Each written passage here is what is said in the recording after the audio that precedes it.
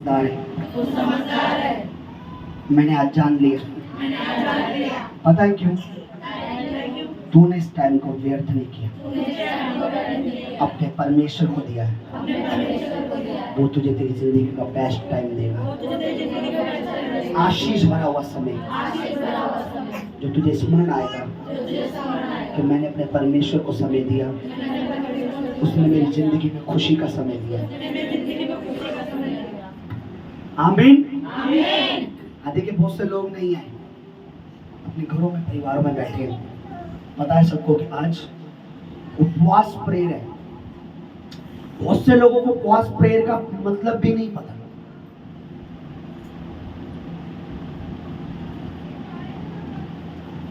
Fasting का मतलब नहीं पता।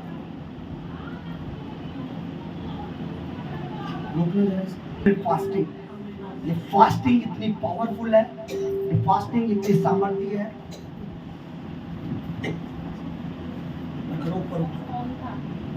फास्टिंग इतनी पावरफुल है, ये फास्टिंग इतनी सामर्थ्य है। मैंने इसका रिजल्ट, इसकी पावर को अपने घर में, अपने जीवन में और लोगों की जिंदगी में बड़ी नजदीक से देखा है। मैं सच कह रहा हूं। फास्टिंग का मतलब केवल भूखे रहकर खाना नहीं है। फास्टिंग का मतलब है, फास्टिंग का मतलब है कि अपने बदन को, अपने शरीर को अपने बनाने वाले, अपने रचयिता के हाथ में सौंपना।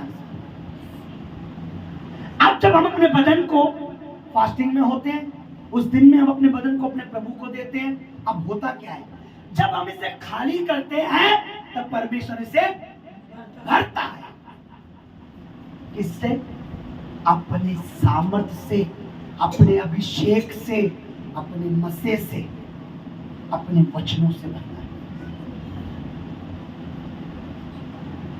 और जब ये मसे से भरता है फास्टिंग में, उपवास में, जब ये अभिषेक से भरता है, फिर आपको पता है बीमारियों के लिए जगह नहीं रहती। दुष्ट आत्माएं कहाँ रहती है बताइए? फ्रिज में? बोलो नहीं। वचन में क्या लिखा है? एक व्यक्ति के शरीर में 2000 दुष्ट आत्माएं थी। कितनी? 2000।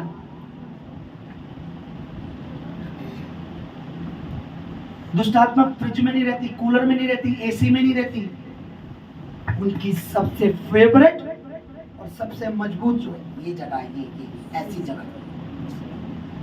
और परमेश्वर का भी सामर्थ्य फ्रिज में नहीं रहता, कूलर में नहीं रहता, उसका मसा भी हमारे अंदर रहता है। आमीन। कब? जब मैं अपना शरीर अपने खुदा को देता हूं और उपवास में उसके सामने बैठता हूं और मैं कोई डिमांड, मैं हमेशा कहता हूं फास्टिंग का मतलब डिमांड करना नहीं है, उसकी रूह में बढ़ना है। लोग क्या करते हैं? पास्टर जी फास्टिंग करते हैं, बाइक चाहिए। मैंने कभी भी अपनी कलीसिया को सिखाया है, उपवास करके परमेश्वर से बाइक, फ्रिज, कूलर, एसी, ये वो मत मांगो। वो तो वैसे कहता मांगो को तो दिया जाएगा। पर उपवास का मतलब मैं बढ़ूं, मेरा परिवार बढ़े और दुष्ट के बंधन टूटे। उपवास को हल्के में मत लीजिए। ये वो व्रत नहीं है जो 9 दिन रखे और रिजल्ट, ये वो है जो 1 दिन रखा और शैतान परेशान है कि ये कब खाना खाएगी, कि जितने देर उपवास में है परमेश्वर इसमें काम कर रहा है।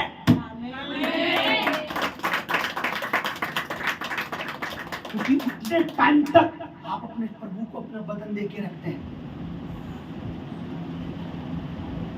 किसी को लगेगा ये हवा में बातें हैं, प्रैक्टिकल कर लो अपनी जिंदगी में, रख के देखो। फास्टिंग लगातार रख के देखो, गढ़ शैतान कैसे नहीं गिरते, दुष्ट आत्माएं ऐसे लज्जित नहीं होती हैं। जब आप उपवास के साथ, परमेश्वर के दास के साथ कलीसिया में बैठते हो। और अभी आप में से कितने फास्टिंग में, कितनों ने खाना नहीं खाया आज? आप ब्लेस हो। आमीन। क्योंकि आपने आज अपना बदन प्रभु को दिया है और फिर उसकी आराधना कर रहे हो, फिर उसका मसा आपके जीवन में काम कर रहा है। आपको पता सुई कितनी पतली होती है? इसलिए हम किसी भी चीज में उसे वो घुस जाती है ना? इसी प्रकार से हम अपने शरीर को जब खोलते हैं, इतना सा भी अगर हमने अपने शरीर को खोला प्रभु के लिए, तो उसका सामर्थ हमारे अंदर आता है, अपना काम करता है, सिलाई करता है हमारी, यानी हमारी जहां जहां कमियां है उसे बाहर फेंकता है। जो परमेश्वर की अभिषेक है वो हमारे अंदर आता है, उसकी खूबियां, उसका टैलेंट हमारे अंदर आता है। एक सिस्टर मुझे किसी और चर्च में जाती है, मुझे नहीं पता लोग क्या क्या सिखाते हैं, पर मैं तो खुदा के रूह से सिखाना पसंद करता हूँ। और मैं जब यहाँ खड़ा होता हूँ, मैं हमेशा कहता हूँ, प्रभु मेरे बोलने से किसी का जिंदगी नहीं बदलेगी, तेरे वचन से घराने तो क्या पीढ़ी पीढ़ी बदल जाएगी। जोर से बोलो आमीन। देखो आपका आमीन बताता हूँ, आपका आमीन अगर स्लो है आमीन, तो चीजें भी स्लो होती है। जब आपका आमीन आमीन तो चीजें यूं आती है। जितना लाउडली आपका आमीन होगा, चीजें उतनी तगड़ी तरीके से काम करती है। तो परमेश्वर का वचन बदलने की ताकत रखता है। आपको यहां आके क्या मिल रहा है? परमेश्वर का वचन। वचन से क्या होता है पता है? मैं कई बार बता चुका हूं, आज फिर बताऊंगा। जब आप उपवास में वचन सुन रहे हो, उपवास में परमेश्वर की आराधना कर रहे हो, उपवास में बैठे हो, सिस्टर ने मुझे बोला किसी और कलीसिया की, कहती पास्टर जी मेरे को ना, मैं पाप करती हूँ, मेरे को पाप की माफी मांगनी है, तो मैं उपवास रख लूं 3 दिन 4 दिन 40 दिन? तो मैंने, सिस्टर उपवास पाप की माफी का नहीं है, वचन में लिखा है तो अपने मुंह से अंगीकार कर, अपने पापों को मान, पाप माफ हो जाएंगे। गरीब मैं पाप की क्षमा के लिए फास्टिंग रखना चाहती हूँ।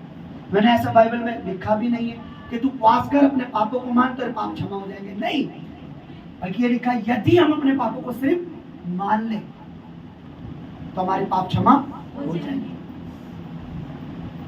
यदि हम अपने पापों को माने, पूरा वचन पढ़ के जाते। मैंने कहा फास्टिंग तो प्रभु के साथ एक कनेक्शन है, फास्टिंग तो आत्मिक जीवन में बढ़ना है, फास्टिंग तो वो है जो आपको चाहिए। जैसे आत्मा में क्या? अन्य भाषा। मुझे चाहिए प्रभु, मुझे तेरी आग चाहिए। फास्टिंग है प्रभु में रहना है, प्रभु में बढ़ना है, प्रभु में कुछ करना है, ये है फास्टिंग। और रियल फास्टिंग है अपने जीवन को प्रभु को सौंपना। Hallelujah, hallelujah. जब आप उपवास के साथ परमेश्वर के संग बैठते हो तो कुछ होता है जो आपको नहीं पता, वो कुछ में बहुत कुछ होता है। कुछ होता है आपके जीवन में, आपके मन में कुछ चल रहा है, परमेश्वर काम कर रहा है।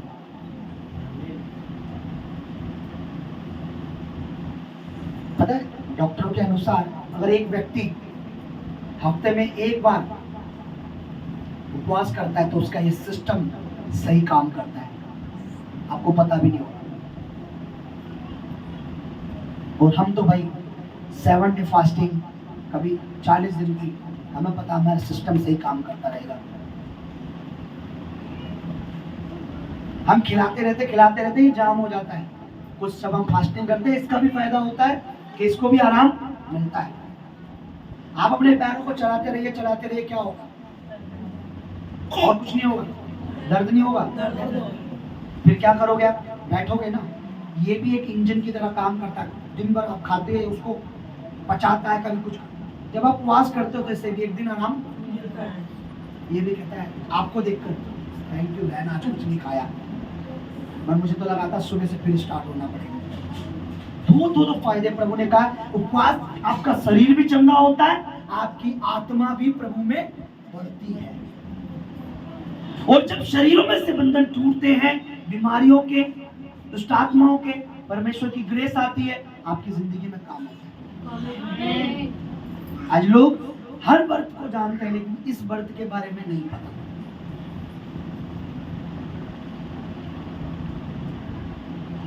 आपको पता है अगर इस शरीर की जरूरत है हमें प्रभु की महिमा की। अगर ये थोड़ा सा कमजोर ना पड़े ना, तो मैं तो साल भर में कितने 40 उपवास रखूंगा, कितने, एक खत्म हो फिर 40 चालू। और मुझे पता है प्रभु कहता है ये मेरा मंदिर है, इसका भी ध्यान रखना है। इसलिए गैप दे दे के, पिछले महीने अप्रैल में 40 दिन के, अब इस महीने 7 दिन के, फिर अगले महीने में देखेंगे जैसे।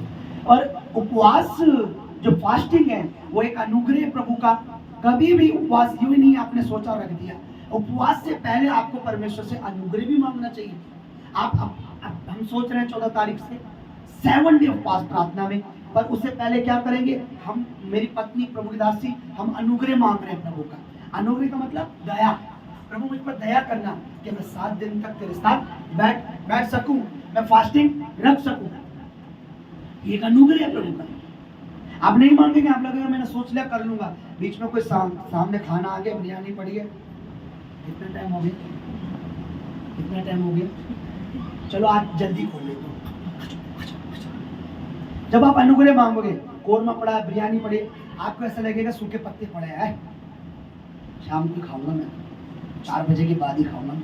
ऐसा कर देगा परमेश्वर आपको, आपका मन करेगा ही नहीं। हमारे बीच में सिस्टर पूजा है, फास्टिंग का नाम सुनते पहले कितने बजे खाना खाएंगे, कब खाना खा सकते हैं, क्या क्या खाना खा सकते हैं, कितना खाना खा सकते हैं, खाने की लड़ी लगा दी उन्होंने। मैंने लो फास्टिंग शुरू हुई नहीं, खाने की डिशेस शुरू हो गई। मैंने बोला सिस्टर अनुग्रह मांगो, वो कभी नहीं करती थी फास्टिंग 40 दिन की। ये तो नहीं होगा, वो तो नहीं होगा, ये तो नहीं होगा, मतलब सिस्टर अनुग्रह मांगो प्रभु से। प्रभु तू मुझ पर दया कर कि मैं ये कर सकूं। आपको पता है हम 4-5 बजे फास्टिंग खोल लेते थे। मुझे सिस्टर आपने फास्टिंग नहीं, पास्टर जी भूख ही नहीं लग रही है। सिस्टर 6 बज रहे हैं, पास्टर जी भूख ही नहीं लग रही। 7 बजे मेरा सिस्टर, ये है प्रभु का नाम। पूरी 40 दिन उन्होंने फास्टिंग करी। आप देखिए एक छोटा सा बच्चा होता है, कभी भी नोटिस करना, इतनी सी नाली होती है, सिर्फ इतनी सी, और वो खड़ा रहता है, देखता रहता है कोई मुझे टपा है ना। नाली कितनी बड़ी होती है, और छोटा सा बच्चा खड़ा हुआ है, यूं देख रहा है कि मुझे कोई टपा है उधर। फिर कोई आता है, अंकल टपा दो ना, आंटी टपा दो ना। फिर हम क्या करते हैं, अरे तीसरी नाली उधर। वो इतनी सी भी नाली, उसको पता क्या लगता है, जैसे सामने समुद्र खड़ा है कि उस पार कौन ले जाएगा मुझे। तो हम परमेश्वर के चाइल्ड है, we are child of Jesus. हम परमेश्वर के छोटे से नन्हे मुन्ने बच्चे, हमें इतनी सी नाली पार करने के लिए उससे बोलना, प्रभु मुझे इससे पार करना दे। बड़े ने इतनी सी नाली कहना, आप नाली के सामने खड़े होना और बोलना प्रभु मुझे पार करवा दे। ऐसा मत करना कि मैं तो ले पार हो गई, फिर इधर आ गई, फिर पार हो गई, नहीं, इसे कहना प्रभु मुझे पार। इतने से काम से और इतने से बड़े काम के लिए भी उसका अनुग्रह मांगो। तुम फास्टिंग 40 क्या, अब 80 दिन भी रहोगे, आपको पता नहीं लगेगा। और चमक, बड़ा चमक आपके चेहरे पर जो नूर होगा, आपका साथ वाला आपका पार्लर का एड्रेस पूछेगा कि शायद ये कोई बड़े ही जगह जाती है जिसके चेहरे पर ये चमक है। अब रियल में मैं प्रैक्टिकल बता रहा हूँ, आप करके देखना। 40 आप 7 डे में शामिल होना, पर उससे पहले क्या मांगना है, प्रभु का अनुग्रह, प्रभु की ग्रेस मांगनी है, प्रभु से फजल मांगनी है।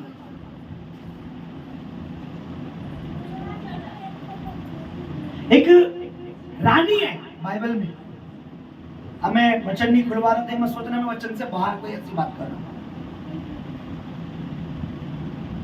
बहुत सी बातें परमेश्वर के वचन में नहीं है, पर उसका आत्मा, उसका पवित्र आत्मा सिखाता है, ऐसे बता इनको, ऐसे बता, ऐसे। कई बार मैं प्रचार से पहले परमेश्वर इसे समझाने के लिए कोई उदाहरण नहीं है, उदाहरण ढूंढता हूँ, उदाहरण दूंगा, कैसे बताऊंगा, कैसे। और कई बार मैं जैसे पुलपिट पे खड़ा होता हूँ, उदाहरण चालू हो जाते हैं। मैं कहता प्रभु एक नहीं मिल रहा था, अब तो कई हो गए। तो कोई बड़ा काम था, मैं आपको पूरा नहीं बताऊंगा, किसी दिन प्रचार में बताऊंगा। उस रानी के भाई ने बोला कि हम मर जाएंगे, कई सारे लोग मर जाएंगे, तू रानी बनी इसी दिन के लिए, कुछ कर, नहीं करेगी तो हमें तो परमेश्वर बचा लेगा, पर हो सकता है तू मर जाए। तो उसने अपने भाई को कहला भेजा, तुम्हारे सारे लोग और मैं और मेरी सहेलियां, हम सब 3 दिन तक, 2 या 3 दिन शायद, बिना कुछ खाए और बिना कुछ पिए उपवास करेंगे परमेश्वर के सामने, कि जब मैं राजा के सामने जाऊं तो मेरी जान बच जाए और तुम लोग भी बच जाओ। और वचन में लिखा उन्होंने 3 दिन उपवास में रहे, प्रभु की दुहाई दी, और परमेश्वर के अनुग्रह से ऐसा हुआ।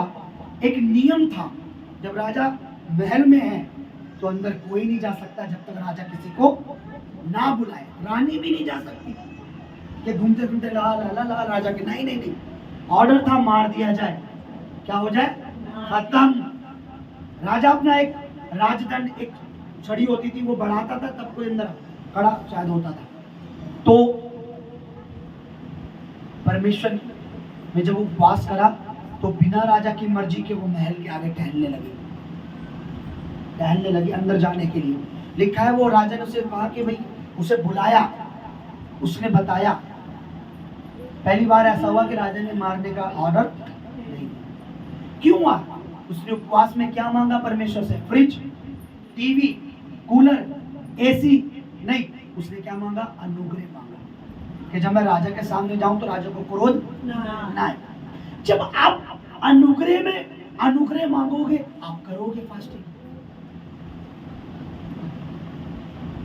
कभी मत सोचना कि हम परमेश्वर में उपवास करेंगे तो हम कमजोर हो जाएंगे। नो, कभी भी नहीं होंगे आप, बल्कि आप एक और ताकत के साथ, परमेश्वर की ताकत के साथ भर जाओगे। आमीन, आमीन, आमीन। बड़ा हल्का। तो उपवास समझाओ दूसरे को, अपने हस्बैंड को, अपने आप को, दूसरों को, बच्चों को, परिवारों को समझाओ कि हमारा ये उपवास, हमारी फास्टिंग जो मसीह में है, प्रभु में है, ये व्यर्थ नहीं है, ये बेकार नहीं है। ये वो फास्टिंग, ये वो व्रत नहीं है जो बेकार है, पर इसका एक रिजल्ट है। हालेलुया। थोड़ा दरवाजा बंद कर दीजिए प्लीज। एक वचन में चाहता हूं, पढ़िए यूहन्ना रचित सुसमाचार, जॉन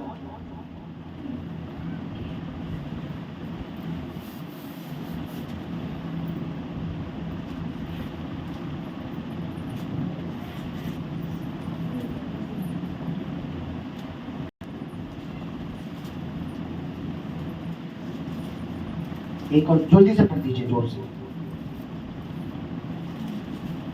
आदि में वचन था और वचन परमेश्वर के साथ था और वचन परमेश्वर था। आदि में वचन। देखिए, जब हम उपवास में होते हैं, परमेश्वर का क्या सुनते हैं हम?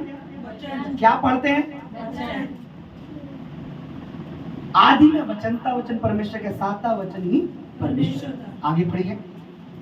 यही आदि में परमेश्वर के साथ था, सब कुछ उसी के द्वारा उत्पन्न हुआ और जो कुछ उत्पन्न हुआ है उसमें से कोई भी वस्तु उसके बिना उत्पन्न नहीं हुई। लिखा वचन के द्वारा ही सब कुछ बना है। जब हम उपवास में परमेश्वर का वचन सुनते हैं, उसकी महिमा करते हैं, वचन को पढ़ते हैं, आराधना करते हैं, तो लिखा है जिस वचन के द्वारा सब कुछ बना है, उसी वचन के द्वारा हमारे जीवन में कुछ बनने लग जाता है। आमीन। जब हम सुनते हैं, पढ़ते हैं, उपवास में हम जब बैठते हैं, मैं हमेशा कहता हूँ उपवास करो, वचन पढ़ा करो, वचन सुनो, आराधना करो, प्रार्थना में रहो। मैं अक्सर कहता हूँ कि उपवास करके आप पूरे दिन अपनी जॉब पे रहे, पूरे समय आपने काम किया, तो आपका उपवास नहीं है, वो तो आप खाली भूखे रहे उस दिन। उपवास का मतलब वो घंटे, वो टाइम परमेश्वर के साथ बैठना, उसकी महिमा करना, जैसे आज आप सुन रहे हो उसका वचन। ये है सच्चा उपवास। और मैं अक्सर कहता हूं, जब किसी को आपको लगे कि मेरा कोई रिश्तेदार, मेरा कोई परिवार, मेरा भाई बहन या कोई भी नाश हो रहा है और प्रभु के भवन में नहीं आ रहा, तो जिस दिन आपकी फास्टिंग हो, जिस दिन आपका उपवास हो, बहाने से उसके घर जाओ। और उस दिन बात करो, देखो परमेश्वर कैसे काम करता है। उपवास के साथ उसके प्रेयर करो अपने घर पे, फिर जाओ कि प्रभु वो मानता नहीं, मुझे लगता है मानता नहीं, लेकिन तू करेगा तो मानेगा। उपवास के साथ उसके पास जाओ, उसे बातें करो, उसे बताओ, और पता है क्या होगा, परमेश्वर का आत्मा आपको टीच भी करेगा, इससे ऐसे बता, उसका मन कहीं ना कहीं खुल जाएगा उपवास के साथ। तो वचन जिसके द्वारा सब कुछ बना है वो हमारी जिंदगी में काम करता है जब हम उपवास के साथ, फास्टिंग के साथ अपने परमेश्वर के साथ बैठते हैं। आपको पता है वचन में लिखा है, पहली बार जब परमेश्वर ने अपना वचन देने के लिए अपने दास मूसा को बुलाया तो लिखा उसने 40 दिन तक ना तो कुछ खाया ना तो कुछ पिया, और ऐसा हुआ परमेश्वर की उपस्थिति में कि उसे पता ही नहीं खाना पीना, वो उस उपवास में रहा और परमेश्वर से वचन देता रहा। वचन क्या है? वचन सामर्थ्य है जो हमारी जिंदगी में सब कुछ बनाने की ताकत रखता है। मैं आपको बताऊं, मुझे और आपको परमेश्वर का वचन अगर कहे तो बन जाएगा, अगर नहीं कहेगा तो नहीं बन सकता। आप जोर लगा लेना पूरा, क्योंकि वचन में बनाने की ताकत है। किसके वचन में? जोर से बोलो, परमेश्वर के वचन। ये बुक है ना, ये किताब है, ये यूं ही बेकार नहीं है, नहीं है। अच्छा, आप में से अभी कुछ होंगे बाहर, आपके शायद रिश्तेदार होंगे, लग रहा हो बेकार में वचन सुनने जाती है, बेकार में वचन पढ़ती है, बेकार में काले रंग की पुस्तक लेके घूमती रहती है हाथों में। आप देखना वो दिन, ये समय दूर नहीं है जब इसकी इंपॉर्टेंस, इसकी सामर्थ्य क्या है वो खुद लोगों को बताएंगे जो आज आपको कहते हैं बेकार है। उनको पता लगेगा ये बाइबल नॉर्मल नहीं है, क्योंकि जीवित परमेश्वर के मुंह से निकली हुई बातें हैं। किसी मनुष्य ने यूं ही बैठ के सोच के नहीं लिख दिया, इसमें जो कुछ लिखा है परमेश्वर ने कहा है। हालेलुया। आइए एक और हम वचन देखें उपवास में, मत्ती 17 अध्याय, मैथ्यू चैप्टर 17 और उसका 14 से जरा पढ़ दीजिए जोर से लगातार कोई भी। अगर यहाँ कोई एक्स्ट्रा बाइबल है सबको दीजिए, पढ़े जल्दी से दीपक जी। जब वे भीड़ के पेज पास नंबर पहुंचे 29। जब वे भीड़ के पास पहुंचे, जल्दी जल्दी पढ़िए। तो एक मनुष्य उसके पास आया, एक मनुष्य उसके पास आया, घुटने टेक कर कहने लगा, हे प्रभु मेरे पुत्र पर दया कर, हे प्रभु मेरे पुत्र पर दया कर, क्योंकि उसको मिर्गी आती है क्योंकि उसको मिर्गी आती है, और वह बहुत दुख उठाता है, वो बहुत दुख उठाता है, बड़ा परेशान रहता है, और बार-बार आग में और बार-बार पानी में गिर पड़ता है। बार बार आग और पानी में गिर पड़ता है। आगे, मैं उसको तेरे चेलों के पास लाया, मैं उसको तेरे शिष्यों, तेरे चेलों के पास लाया था, पर वे उसे अच्छा नहीं कर सके। उसको वो ठीक नहीं कर पाए। आगे, यीशु ने उत्तर दिया, फिर यीशु ने उन्हें जवाब दिया, हे अविश्वासी हे और कम हठीले लोगों, विश्वास करने वाले लोग, ओके, मैं कब तक तुम्हारे साथ रहूंगा, मैं कब तक तुम्हारे साथ रहूंगा, कब तक तुम्हारी सहूंगा, कब तक तुम्हारी सहूंगा, उसे यहाँ मेरे पास लाओ। उसे यहाँ मेरे पास लाओ। तब यीशु ने दुष्ट आत्मा को सुनिए, डांटा, तब यीशु ने दुष्ट आत्मा को डांटा और वह उसमें से निकल गई, और वह उसमें से निकल गई, और लड़का उसी घड़ी अच्छा हो गया। लड़का उसी घड़ी अच्छा हो गया। पहली बार लोगों को पता नहीं है, हर चीज बीमारी है, दवाई दवाई दवाई दवाई दवाई। मैं अक्सर कहता हूँ बीमारी वो है जो दवा से चली जाए, जो दवा से नहीं जा रही वो फिर एक दुष्ट आत्मा है। उसे मिर्गी पड़ती थी, बहुत इलाज करवाया, बहुत कुछ दिखवाया, नहीं ठीक हुआ, बचपन से प्रभु के पास लाए, प्रभु ने उस दुष्ट आत्मा को डांटा, निकल, और वो मिर्गी की दुष्ट आत्मा चली गई और वो ठीक हो गया। अब लिखा है 19 वचन में, तब चेलों ने एक अकेले में यीशु के पास आकर कहा, हम उसे क्यों नहीं निकाल पाए? यानी हम उस दुष्ट आत्मा को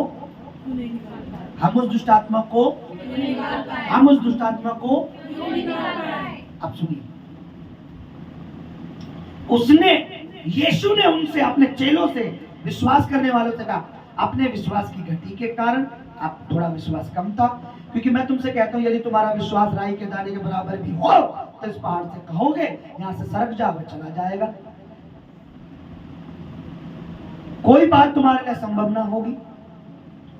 पर ये जाति, अब ध्यान से सुनिए, पर ये दुष्ट आत्माओं की जाति, दुष्ट आत्माओं की जातियां भी होती हैं, अलग अलग कैटेगरी की होती है। कोई बीमारी का दुष्ट आत्मा होता है, कोई लड़ाई का दुष्ट आत्मा होता है, कोई कर्जा कराने वाला दुष्ट आत्मा होता है। आपको मैं सच बता रहा हूं, आप ये बिलीव नहीं करोगे, कैटेगरी है उनकी। कोई नशा करवाने वाला दुष्ट आत्मा, उसका काम है सिर्फ नशा नशा नशा नशा। कोई दुर्घटना एक्सीडेंट कराने वाला दुष्ट आत्मा, कोई दुष्ट आत्मा जिसका काम है कि तुम्हें कैसे भी करके प्रभु का वचन सुनने से रोकना, चाहे उसे कितनी अच्छी फिल्म उस दिन देनी पड़े, कितना अच्छा पर रिश्तेदार तुम्हारे घर में लाना पड़े, कितना अच्छा कुछ भी करना पड़े, तुम्हें मारना भी पड़े, पीटना भी पड़े, तुम्हारे पति से पिटवाना भी पड़े, तुम्हें रोकना भी पड़े, और उसका उन दुष्ट आत्मा का काम सिर्फ ये होता है कि तुम्हें कैसे भी कर भवन में आकर रोकना है कि तुम्हारे कानों में परमेश्वर का वचन ना जाए, क्योंकि वचन में बनाने की ताकत है। उसे पता है वचन सुनेगा, इसका परिवार बनता, सब कुछ बनता। अब सुनिए क्या लिखा है, ये जाति बिना प्रार्थना के और उपवास के नहीं निकलती। उपवास की इंपॉर्टेंस को बताया प्रभु ने। आपके घर में कौन सी जाति काम कर रही है आपको पता है? नहीं पता। कौन सी दुष्ट आत्मा की जाति काम कर रही है? तो प्रभु कह रहा है कुछ जाति, ये जाति बिना उपवास के, प्रार्थना के निकलती नहीं है। यानी उपवास दुष्ट आत्माओं के लिए, समझ रहे हैं यहां पे क्या कहना चाह रहा हूं मैं? नहीं समझ रहे? क्या बताया प्रभु ने कि फास्टिंग जो है इस जाति के लिए बहुत, इस दुष्ट आत्माओं के लिए बहुत, तुम उपवास करोगे तो तुम्हें वो सामर्थ्य मिलेगा, वो अभिषेक मिलेगा, ऐसी दुष्ट आत्माओं की जातियों से तुम लड़ सकोगे। हालेलुया। तो ये मैं पहले बता रहा, ये उपवास, ये व्रत, ये फास्टिंग, ये रोजा, ये वो नहीं है जो आपने दुनिया में किया है, बल्कि ये ऐसा है कि शैतान के गढ़ को ढा देता है, दुष्ट आत्माओं को मजबूर कर देता है, तो तुम्हारे घरों से निकले, जीवनों से निकले, शरीरों से निकले। आमीन। कब? जब आप प्रार्थना और उपवास में होते हो। अब यहां प्रभु ने ये नहीं कहा कि उपवास जरूरी है कि तुम्हें कुछ चाहिए तो, जैसे कि मेरे घर में बाइक नहीं है, 40 दिन उपवास रख के मैं बाइक मांग सकता हूं क्या? प्रभु का वचन कहता है उपवास तुम्हें इन शैतानी जातियों के लिए जरूरी है, एक दुष्ट आत्माओं के लिए तुम्हारे को उपवास रखना बहुत जरूरी है। और उपवास कौन सा है? प्रार्थना वाला। उपवास कौन सा है? प्रभु में बैठने वाला। उपवास आपने रखा और आप सुबह ऑफिस गए, शाम को आए, प्रार्थना करी और खाना खाया, पूरे दिन में प्रभु कहाँ है? क्या काम हुआ प्रभु का?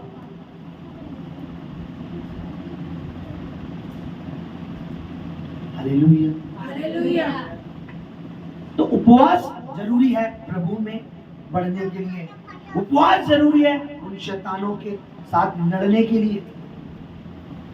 कई मैंने बहनों की, रियल बता रहा हूं मैं, झूठ नहीं बोल रहा, 21 दिन फास्टिंग करी, 21 दिन बाद देखा तो जो प्रेग्नेंस नहीं हुई कई सालों से, कंसील्ड हो गई, प्रेग्नेंट हो गई। खुदा ने उनकी बॉडियों में, परमेश्वर ने उसकी बॉडी में, उसके शरीर में काम करा, उस बंधनों को निकाल दिया। और मैंने देखा, मैंने हैरान हो गया। उपवास करके उन्होंने केवल प्रभु में समय बिताया और प्रभु ने उस बंधन को तोड़ दिया। पिछली बार हमने 7 डे, पिछले महीने 40 दिन से पहले की जो 7 डे, हम जब यहाँ आते थे दोपहर में, हम उस सामर्थ को देखते थे, प्रभु की उस अभिषेक को देखते थे। हमने कई लोगों को बोला लेकिन कईयों ने नहीं किया। इस बार प्रभु का ग्रेस मांगता हूं, क्योंकि बहुत से लोग ड्यूटी करने वाले, ऐसा अनुग्रह करे प्रभु कि हम इस बार उपवास शाम को करें, तो शायद बहुत से लोग शामिल हो पाएंगे। और उसके लिए ग्रेस मांगेंगे तभी हो पाएगा, क्योंकि सुबह से शाम तक भूखा रहना बहुत बड़ी बात है। आपको अनुकूल मांगना पड़ेगा प्रभु से, क्योंकि मैं चाहता हूं ऐसा ना हो कुछ ही लोग आएंगे आफ्टरनून में, कुछ लोग ड्यूटी पे होंगे, नहीं आ पाएंगे, उनका अंदर होगा कि हम फास्टिंग रखें। तो अगर शाम को हम उसको पूरा करें प्रभु की प्रेजेंस में आकर, तो शायद परमेश्वर और लोगों को भी ब्लेस, शायद डेफिनेटली ब्लेस करेगा। हालेलुया। लिखा है ये जाति बिना प्रार्थना बिना उपवास के नहीं निकलती, यानी जाति के लिए प्रार्थना और उपवास दोनों जरूरी है। और यहाँ परमेश्वर आत्मिक बात बता रहा है, यहाँ प्रभु आपको सामर्थ्य बात बता रहा है। अब देखिए भेद क्या है, उपवास तुम रखोगे, चंगा कोई और हो रहा है, उसके जीवन से वो जाति निकल रही है। अगर आपको परमेश्वर का काम करना है, वो भी भेद है।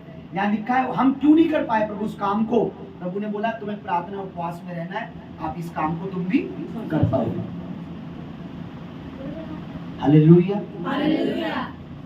आप बातों से शैतान से नहीं जीत सकते, आप कभी बातों से नहीं जीत पाओगे। हवा से बातें करता था, हारी कौन? हवा। जीत कौन गया? क्योंकि वो बातें करता था। बाइबल में लिखा है हवा से बातें करता था।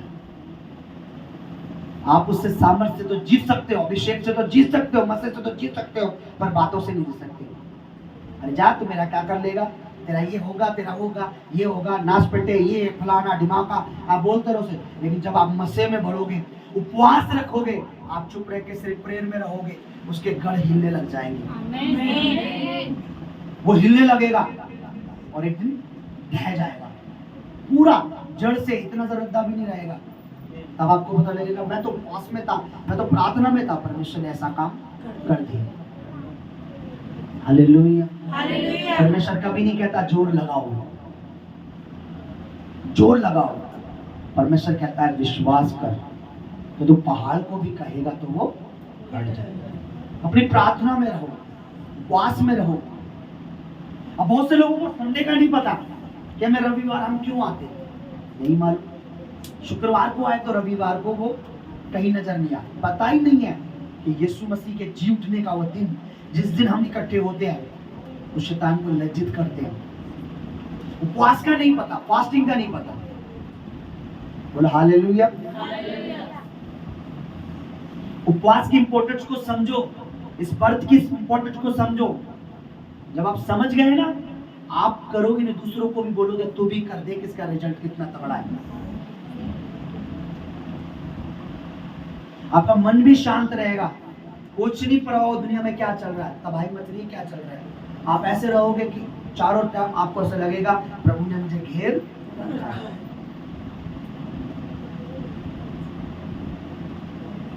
अगर आपको लगता है कोई बहुत डीप कोई शैतानी घर है जिसमें से आपको किसी व्यक्ति को बचाना है, तो आप उस दिन उपवास के साथ उस घर में जाओ, परमेश्वर के दूत आपके चारों ओर होंगे। ये फास्टिंग की ताकत है। खुद प्रभु यीशु ने 40 दिन उपवास रखा, ना रात को ना दिन में कुछ खाया, रात में भी नहीं, दिन में भी नहीं। इसका मतलब अगर हम दिन रात जोड़े तो 80 दिन, दिन 80 बन गए ना। क्यों करा उन्होंने? उनको क्या जरूरत थी? ताकि हम उन्हें देखकर सीखें, क्योंकि जो प्रभु कर रहा है उसमें कुछ बड़ी बात है, मुझे भी वो करना है। प्रभु ने बपतिस्मा लिया तो मुझे भी, प्रभु प्रार्थना करता था तो मुझे भी। अब ये मत बोलना प्रभु वचन पढ़ता था मुझे भी, वो खुद वचन था, वो क्या पढ़ेगा, वो तो पूरा खुद बाइबल था। हालेलुया, हालेलुया, आइए हम अपनी जगह पर खड़े हुआ। नहीं चाहता कि आपका समय में ज्यादा